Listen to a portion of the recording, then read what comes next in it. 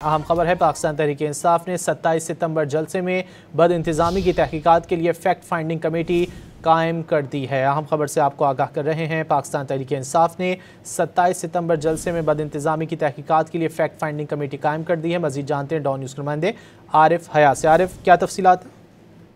जी बिल्कुल, पाकिस्तान तहरीक इंसाफ का जो 27 सितंबर को जलसा हुआ था, अब पेशावर के जो पार्टी के अरकान हैं उनका कहना है कि जलसे को नाकाम बनाने वालों के खिलाफ कार्रवाई का उन्होंने फैसला किया हुआ है।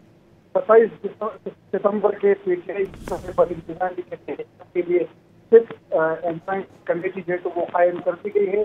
जलसे में जो पुलिस का रवैया था और इंतजाम से और उस समय जो स्टेट से मुतल्लिक मामलात थे, कौन बंदा स्टेज पे बैठेगा कौन नहीं बैठेगा, वहाँ पर जो बद इंतजामी थी, तो उस मामलात के तहकीकात के लिए कमेटी जो तो वो कायम कर दी गई है।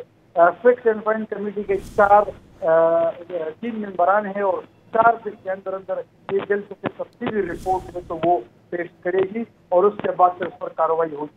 उनको शक है कि बाद ऐसे वर्कर्स थे जिन्होंने जलसे को नाकाम बनाने की कोशिश की थी और इस तरह की जो पुलिस का जो रवैया था जलसे में के मुख्तलिफ रास्ते उन्होंने को नहीं तोड़ा जा रहा था, तो ये तमाम उसके बाद एक रिपोर्ट जो है वो तैयार की जाएगी और पार्टी हाई कमान के हवाले कर दी जाएगी। आरिफ, बहुत शुक्रिया इन तफसीलात के लिए।